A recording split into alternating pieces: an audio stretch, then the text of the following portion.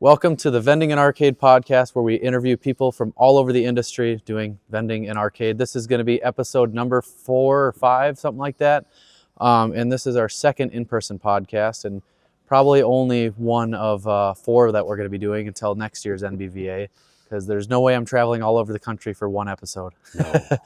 So we have here 720 Vending. He has his own YouTube channel, and he runs a full line and claw machine route. And we're going to be talking with him today. How's it going today? It's going good. Enjoying Vegas. Yeah, we're out here at NBVA right now. We're in one of the showrooms or something. We just kind of took a seat right in front of the AM whatever booth. So the question I start out with everyone, tell us about your journey and how you got started vending, the whole story.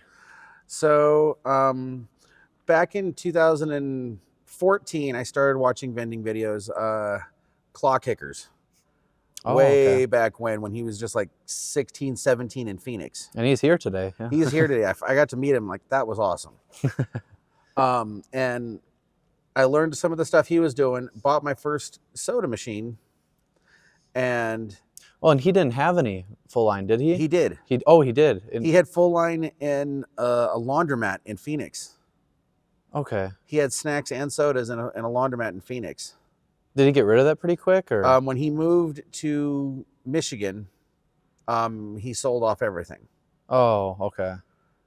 But he had claws. He had claws, coin pushers, all that stuff down there. I've seen some of his older videos. I never saw that full line though, so that's interesting. Find the really old ones Really for old, the okay. laundromat. Okay. And they're probably mixed in with just his regular route service. Yeah. And he was scatterbrained then, but we love him anyway. But he's a good guy, good heart.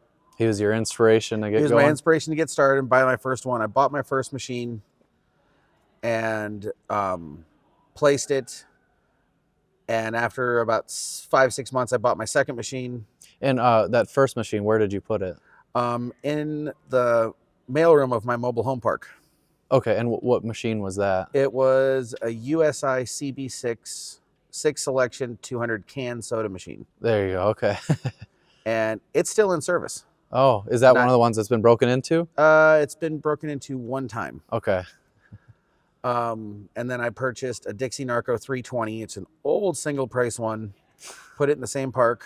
It has since been gutted, completely rewired, and is now multi-price with credit card readers. And after that one was going for a while, bought another machine, placed it. Then I just keep buying more machines, placing them. And at this point, I'm in 3 trailer parks.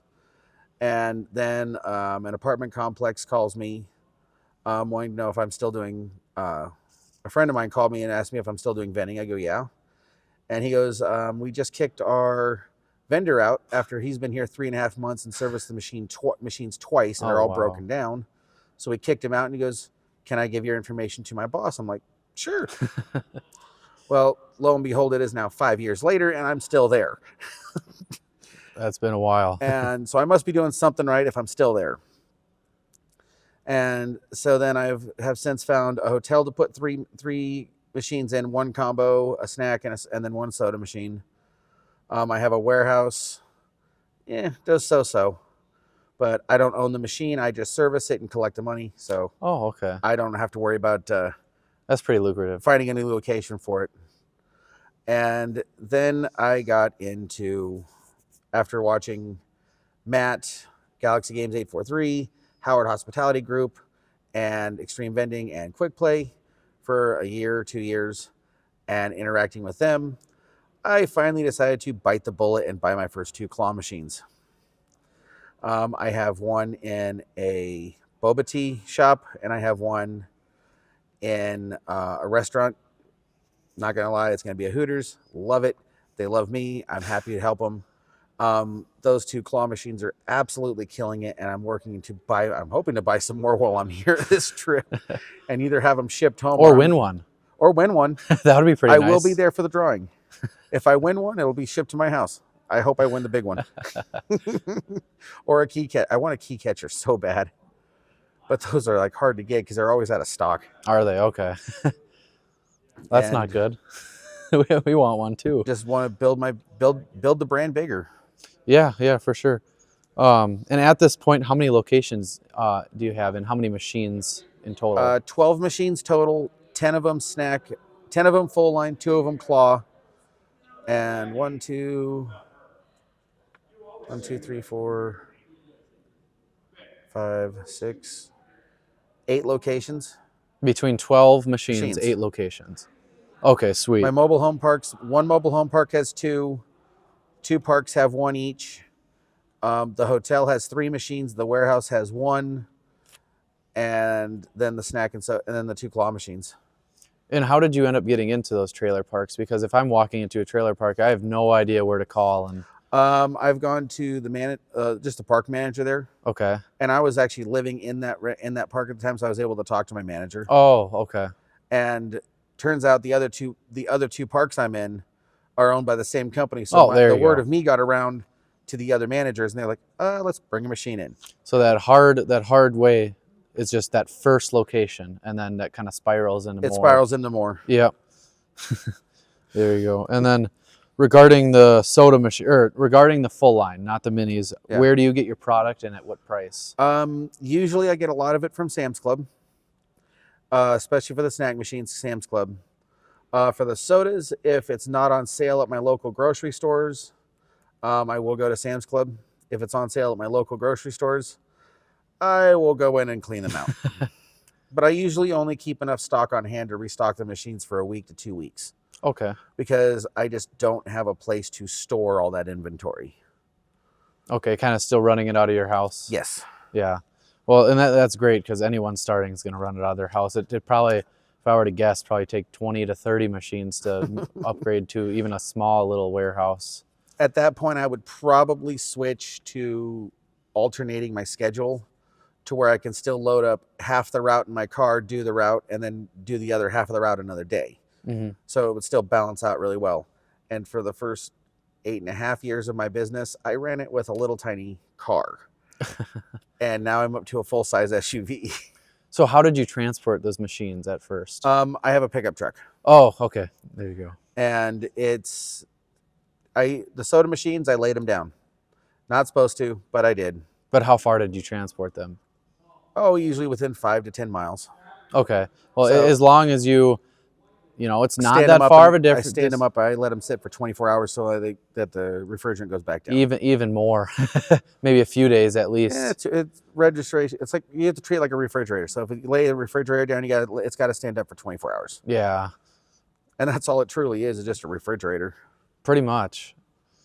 I know when we bought ours from a BMW dealership because apparently they changed the showroom, the whatever the corporate was like, you can't have vending anymore. So we bought a very nice Vendo 720 for $800. Nice. And the vendor that was there, he's like, do not put it on its back because we were driving it an hour away. So yeah, we put it on the trailer on its back, then stood it up, and then did the same thing to get off, and it ended up working very great. The machine's still running good. We ended up selling that one to help fund our mall locations. Nice. But yeah, that's kind of how that went. And if I'm transporting a soda machine, I don't want to have to stand it up, or I don't have the time to. What I've done before is I've pulled the cooling deck out, Okay. the whole cooling unit, and have the cooling unit sitting properly in my vehicle. Oh. And then you can tilt the machine over all you want, Yeah. and stand it up, slide the cooling deck back in it, and Huh. turn it right on. That's the way to do it. Is just a couple bolts, unhook some Two hoses. bolts and pull the drop tray out, Okay. and then usually like 4 more screws on the inside of it, and the whole thing will slide right out. Weighs about 50 or 60 pounds, but it'll let you just fire it right back up when you get it to its new home. So it sounds like you're pretty hands-on with these machines. I would rather fix them myself than pay someone to do it. Yeah, that's the way to do it. I mean, how much have you done? I've gone as far as rebuilding the cooling decks. Oh, wow. So I'll buy a new compressor, cut out the old one, and I'll braze a new one in. I haven't done it on camera yet, but I will eventually. Yeah. But I haven't had a cooling deck, knock on wood, in almost 5 years now. I haven't had a cooling deck go down. Okay. Oh, and how long have you been doing this? As of February, it'll be 9 years. As of this past February, 9 years. 9 years. That's amazing. And Are you still working a job? Yes. Okay. And how much time do you put into this per week? Oh, I probably put between getting product and servicing them probably anywhere from 20 to 25 hours a week. But that Okay. also counts doing my YouTube stuff because that's vending related, so I'm lumping that in with it. Okay. And between, once again, regarding just your full line machines here, are all of them cash and coin, or some of them credit card, or how's that going? They all take cash and coins.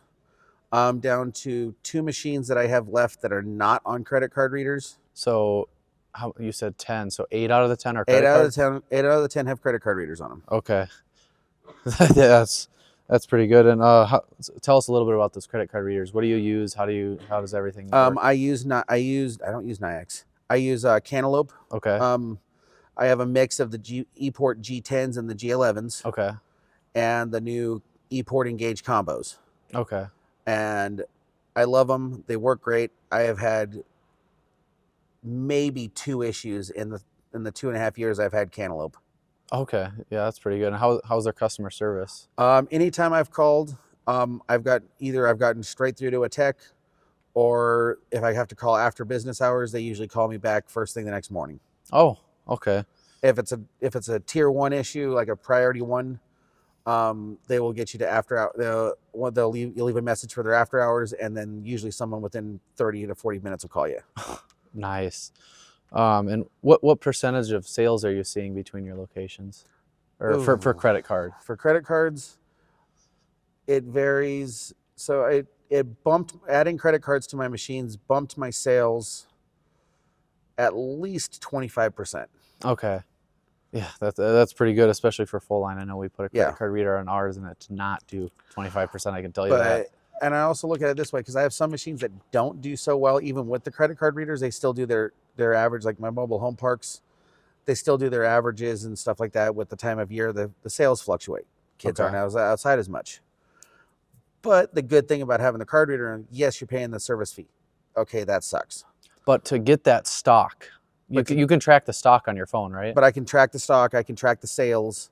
I have it. I'm always checking my reports every day. So, and I can look at my sales, and I can pre-kit what I need for the week a couple of days in advance, instead of having to drive to all of my machines and see how much inventory I need.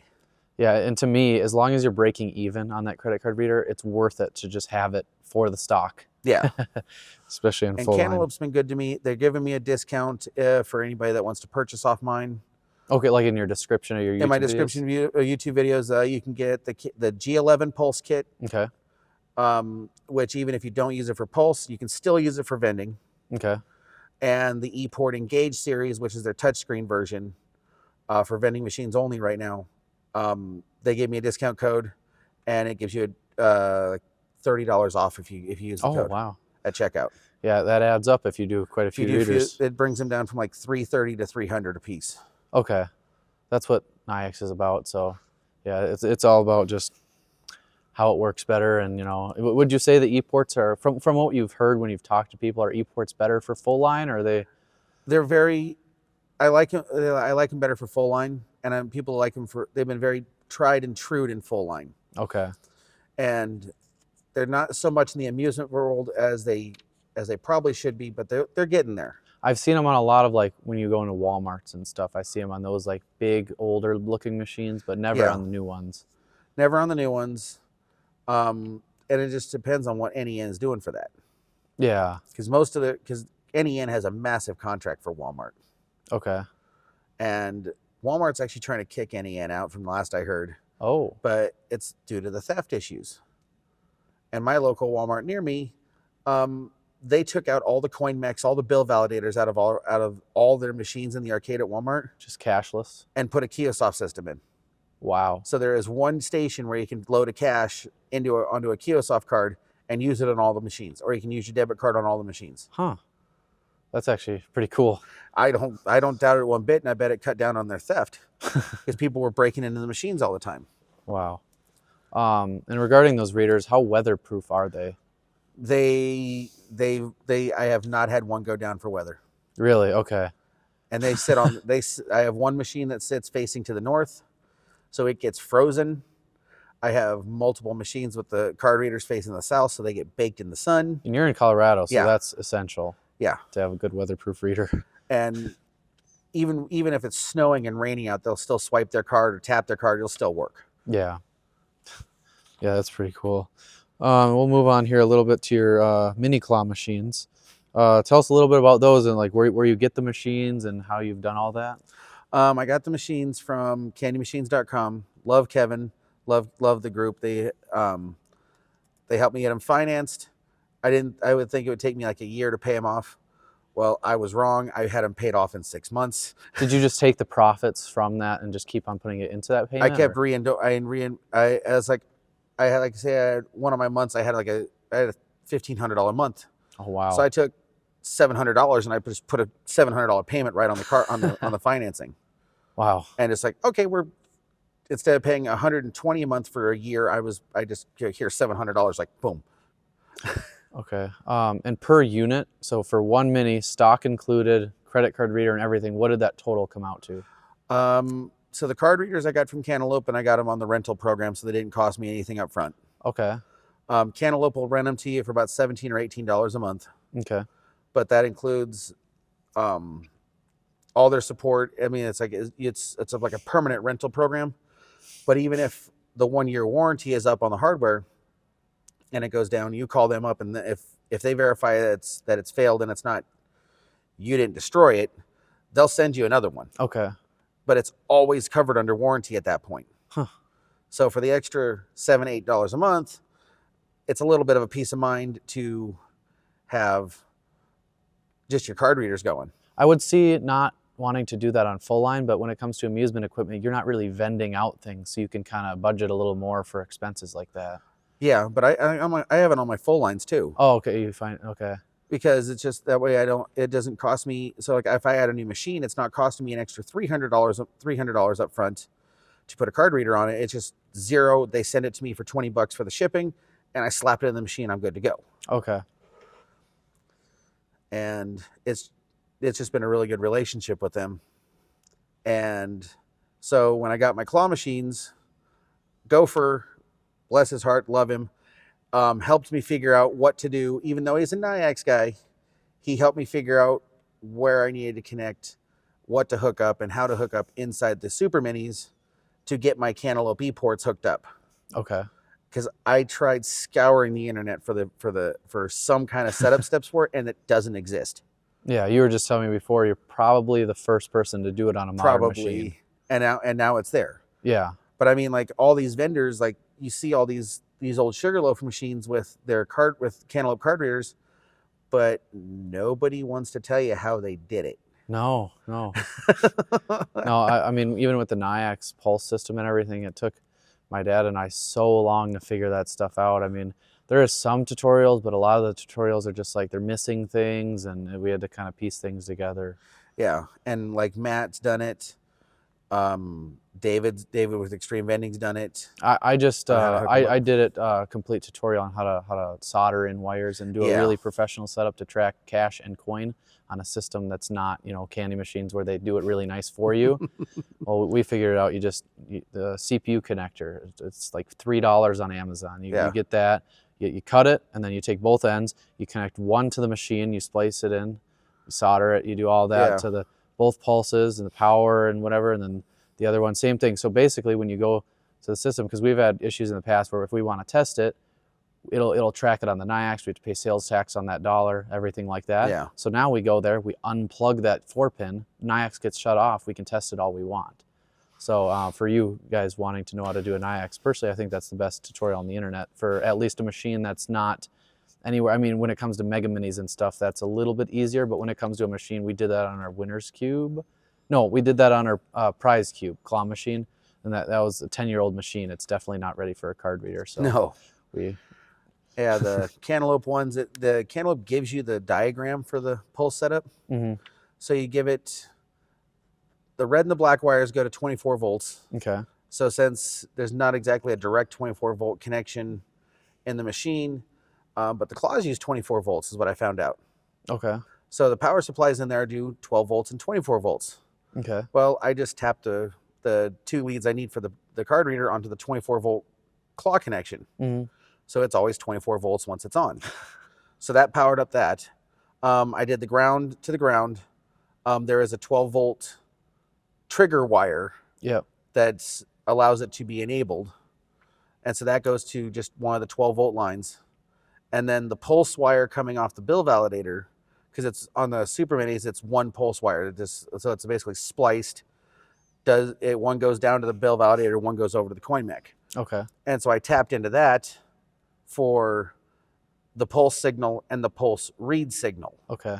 So just basically I think it's the orange and the green wires. I tied those together and tapped them into the brown wire for the pulse. Okay. So in that one wire there, yes, it's got the pulse that sends the signal down, but it's also got the wire that reads all the signals, like everyone drops a coin in there and everything. Yeah, for sure. And for accounting purposes, if I test anything with coins and stuff, I don't even worry about it, because I use with Cantaloupe, if you get a 1099K from the IRS or from them for the taxes, it only reads credit card transactions. Okay. So even though it records a cash sale on there, it don't mean that you're not taxed on it. Okay. It's whatever you report. Okay. So, I mean, I still report all my cash sales and everything, but when I pull the money from the machines, I write down how much cash and how many coins were in there, and I put that in my vending tracking system. Yeah, I mean, and then I have the separate line for the credit card sales. Okay.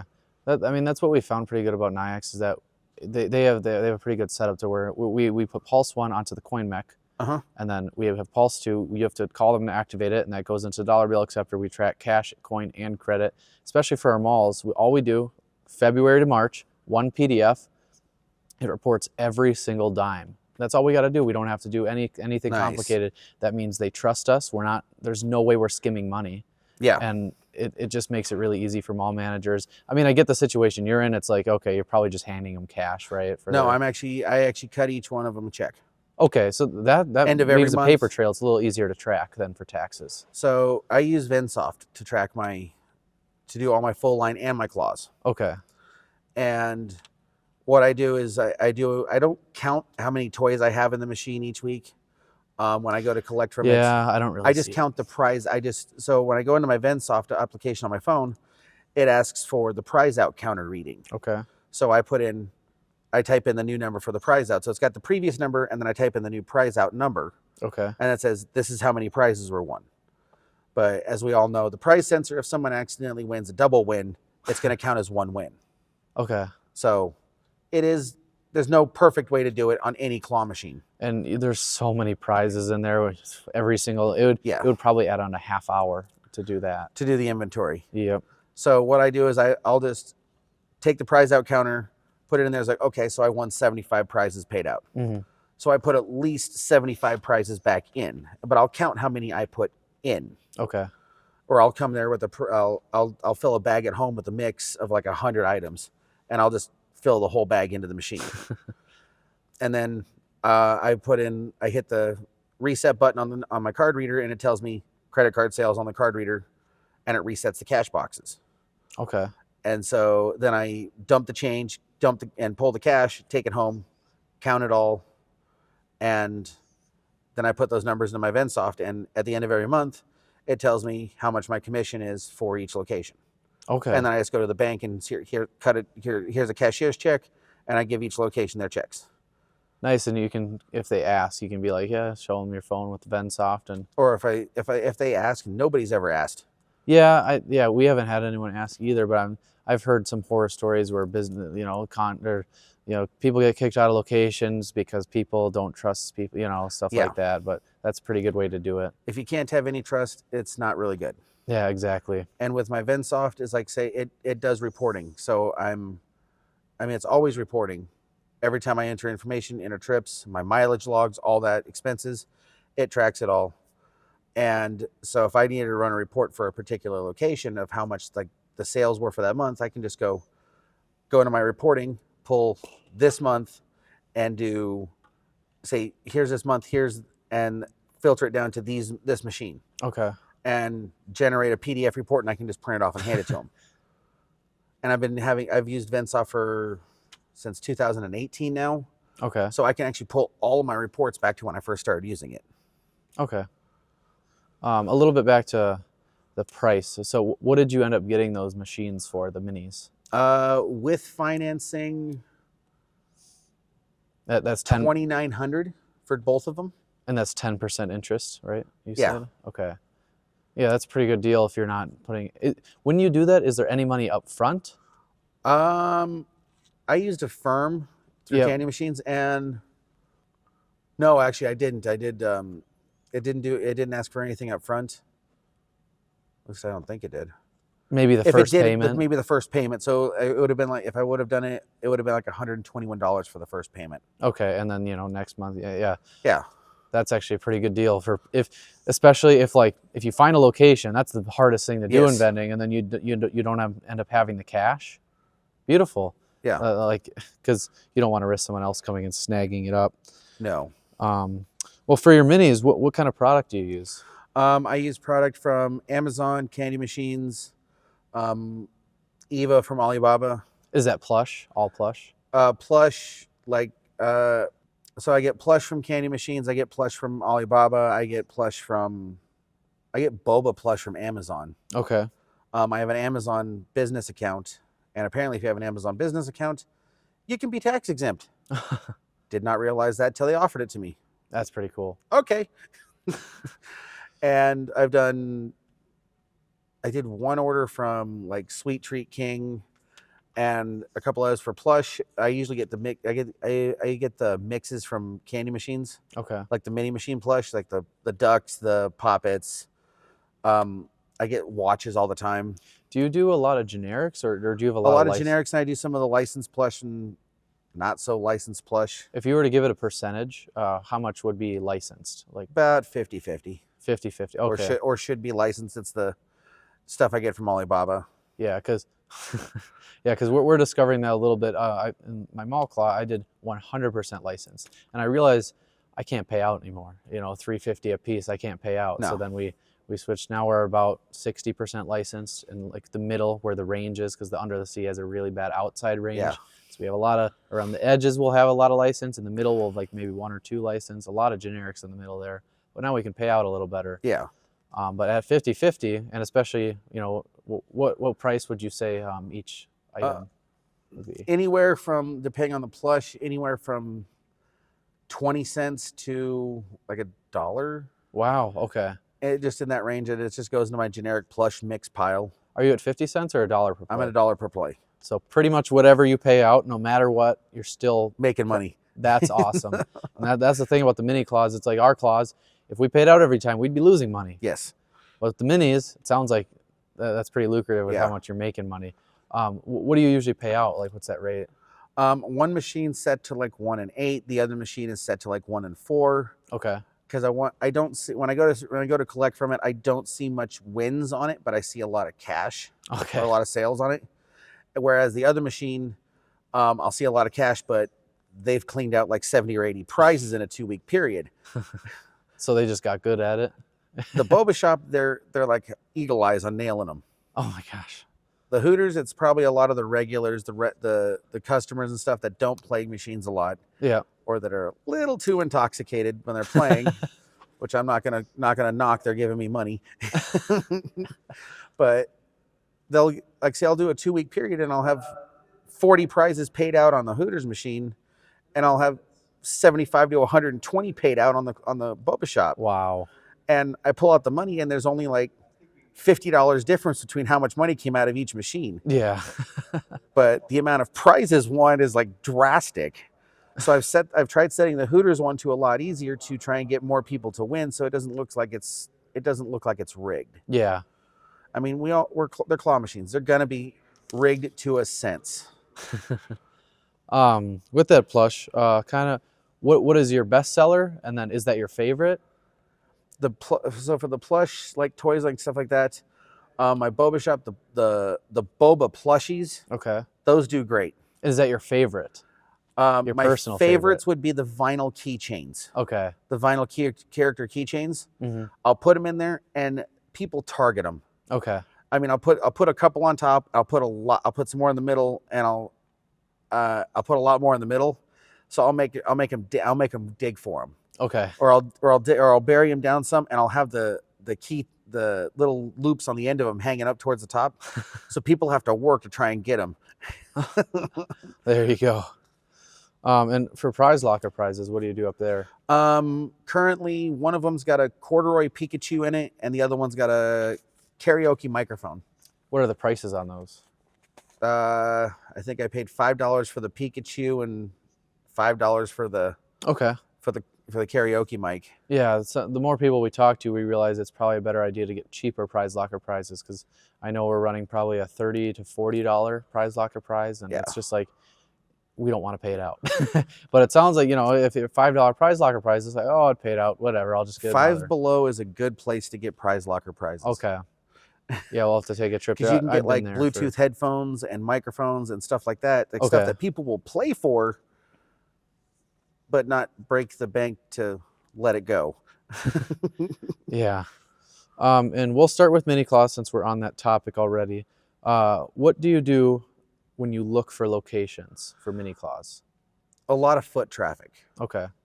So like boba shops or restaurants. So like there's a lot of restaurants in my area that are like, they'll be busy 7 days a week.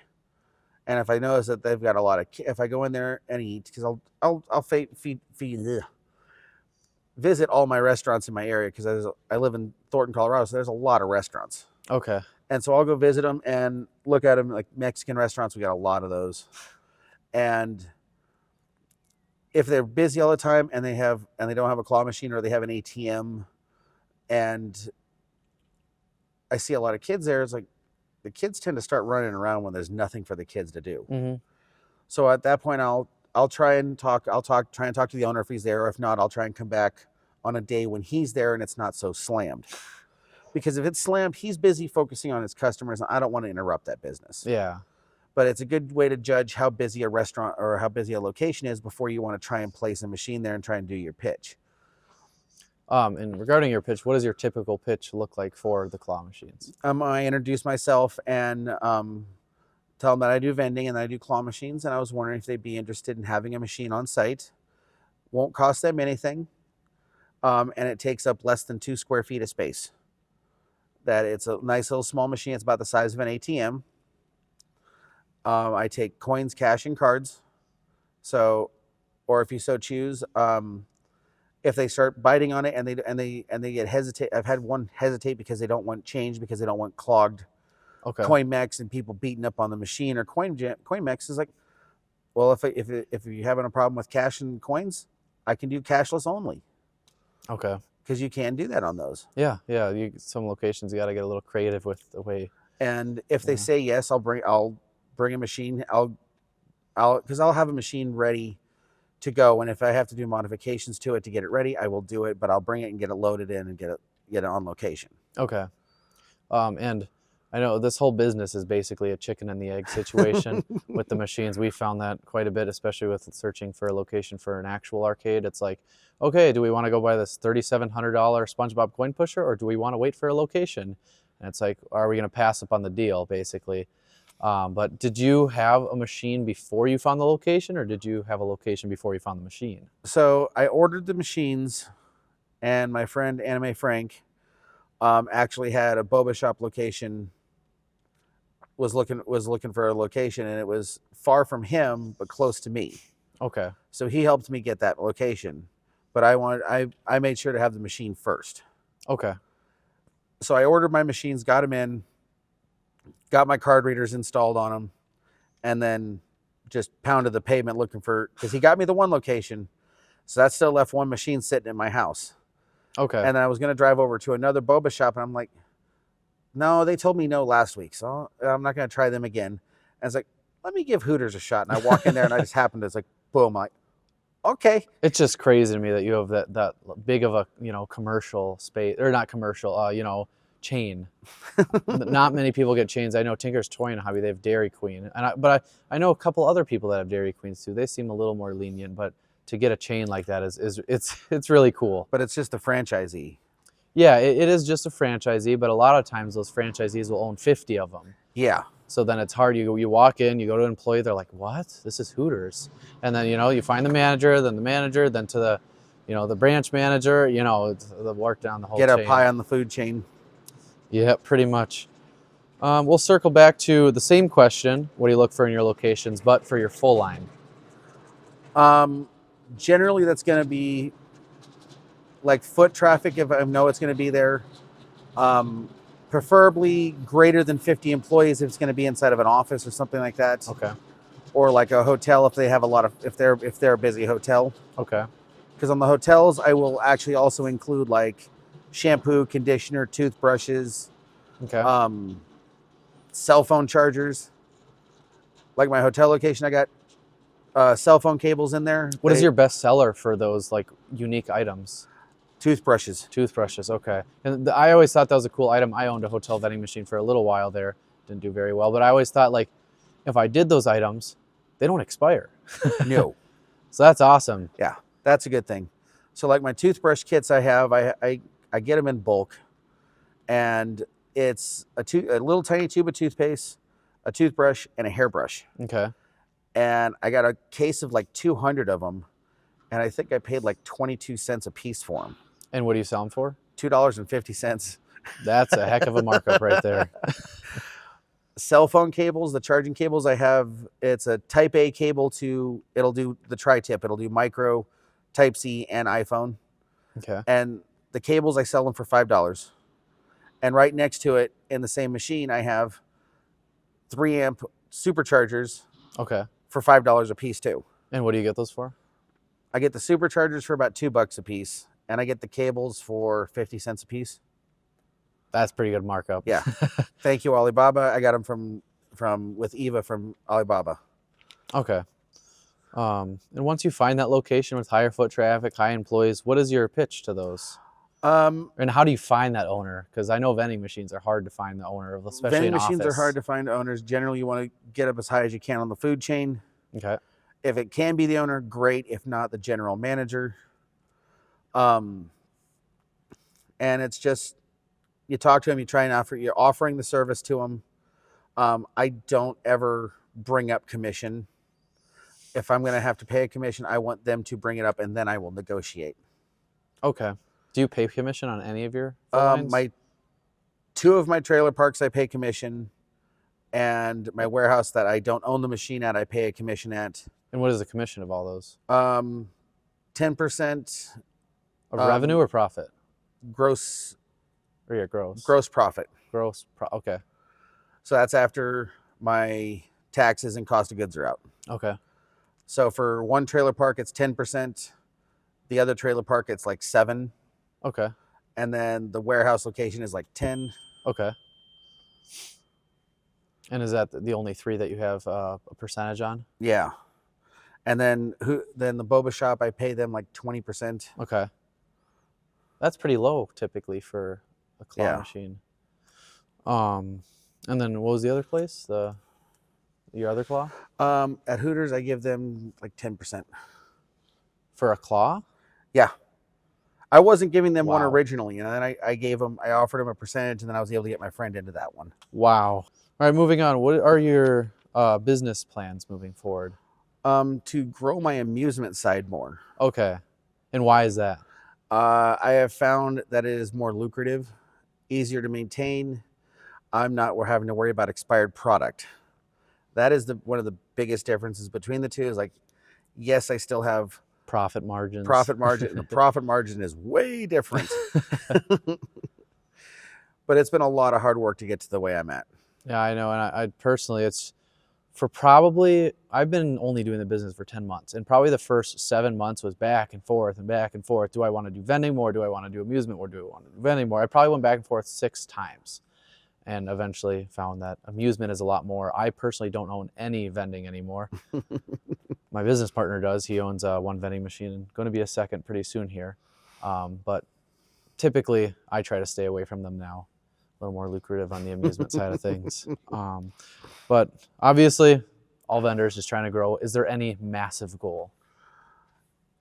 To be able to leave my day job and have this as my full-time income. Okay. And how close do you think you are to that? Probably at least a few still years out. Okay. I mean, that's pretty good. Not everyone can Yeah. say that. A few years, maybe 5, maybe 10. I don't know. It just depends on how the market goes and how the world goes. And hey, if it's in 10 years or 20 years, that's a dang good retirement job. If I get to retirement, it's like, okay, and have guaranteed steady income coming in. Yeah.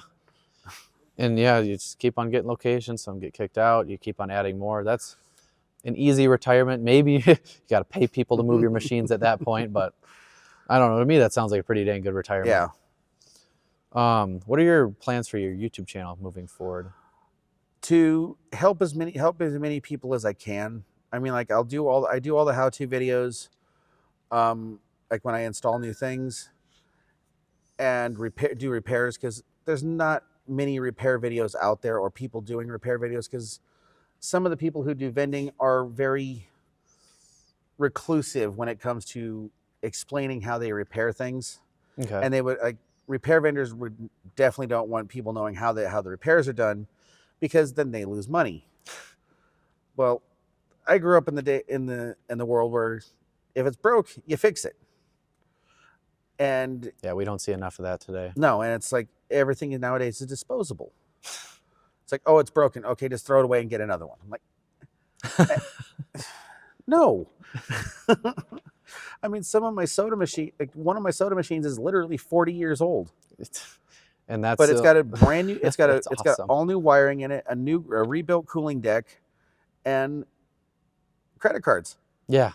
It's perfectly fine and runs. Were you able to get that one to track product? Yes, those ones, because I use the Dixie Narco Series 2 system, the 2D system. I get the Dex capability goes with it. Yeah. And I mean, with those vending machines, I find it very cool, because if you learn how to fix them, basically cooling deck, motherboard system, that's all you got to replace. Yes, to everything turn else old is just machine. wiring. Exactly, just to turn an old machine into a new one, pretty much. Yeah. So if you find one for $100 on eBay or something like that, on Facebook Marketplace, that's awesome. Yeah. My most recent one was a Vendo 475. It was an old single price 2-can deep machine. And cooling deck still works. It runs on old R12. I mean, it's like ancient. But all I did was I literally ripped out all of its wiring, and I built a new wiring harness from scratch for it. Wow. Because I figured out Dixie Narco's wiring diagrams and figured out where everything goes. And so I built a new wiring harness from scratch. That's and awesome. It works great. That's just awesome. Yeah, if you guys need help with vending machines, go to his channel, 720 Vending. If you were able to go back in time and tell yourself one thing, maybe when you back to when you were 18 years old, what would that thing be? Get into claw machines a lot sooner. Well, what age did you start your vending at? Let me see. 2015. I was 30 years old. Okay. When I started it. So get into it when you were 18. Yeah. No, yeah, that would be that's pretty much all I hear from any vendor ever. I wish I would have done that at 18. Or invested sooner. Invested in something big to earn some money. Now, this is the big question, and usually the answer is more vending. But what do you like to do in your free time that's not running your business? Tinkering with cars. I'm working on an engine swap on my truck. Okay. And hanging out with family, camping, fishing, love it all. Okay. And I think at that, we're going to start wrapping up the podcast. Do you have any questions for me, or? What got you started? A lot of YouTube. Back to it. It's always been in the back of my mind. I know I'm 18. I know that back when I was about maybe 13, 14, the thought was in my head. I know that 2 years ago, I contacted one of my friends to help me haul a vending machine. Got cold feet, didn't pull the trigger. And finally, when I was 17, I started my vending business. We picked up a Dixie Narco 501E. 501E. Yeah, 40 years old, $400. We ended up selling that, got that one from BMW. And then my dad was like, he's really into pinball. He's on Pinside. And Oh, then, nice. he's like, I know some people, they run claw machines, but the profit margins are better. I was like, oh, cool. Profit margins. And here we are today. And here we are today. I think Stern's at the convention this Oh week. yeah. Oh yeah, that's where I'm gonna be all day. I want to see some of those new machines. We just checked out the Pinball Hall of Fame. Half the machines were all broken, but you know what? All the sterns were working good, and the machines that I'm good at are the new sterns. So. Oh yeah, I love some of the old ones. The old ones are fun. I hate EMs. Well, I won't say I hate them. Some of them are okay. I mean, I'll play them every once in a while, but personally, I don't like to play them that much. One of my friends of the family used to have a Spirit of 76 from Gottlieb. Okay. And that was an EM. Okay. And that thing, oh man, the buzz, the bells, everything was awesome. Yeah. I mean, it sounds kind of dumb, but like, just new sterns. That's my favorite. Yeah. There's a channel I watch, what is it? Joe's Arcade or something like that. I can't remember the name of the channel off the top of my head. Okay. But he's always tinkering and repairing and restoring and repairing pinball machines. Okay. And he does EMs, he does solid states, but he doesn't do anything of the new sterns. But he shows you. Yeah, you don't have to repair those. They're so new. Yeah. But he shows you all the repair steps. He goes to repair the old PCB boards and all that stuff. And he clears them up, paints them, and clear coats them, and they look just phenomenal. Wow. Yeah. So at that, we'll be wrapping it up here. It was great talking to you. Nice meeting you too. And with that, we'll say goodbye and see you guys on the next episode. Have a good night, guys.